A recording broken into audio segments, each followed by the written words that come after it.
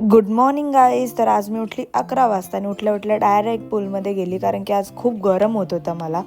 Then 12 वाजता मी परत वरती आली, फ्रेश वगैरे झाली आणि खूप भूक लागलेली. तर जेवायला होती मस्त मच्छी, दांडे आणि भाकरी आणि मस्तपैकी जेवण आणि सलाड घेऊन मी बसली टी व्ही बघत. देन इव्हिनिंगला मस्त तयारी केली आणि आज मी, ताई, हिमा आणि माझी फ्रेंड कनिष्का येणार होती आज कल्याणला, कारण की आज आम्ही चाललेलो मूवीला कांतारा चॅप्टर 1 बघायला.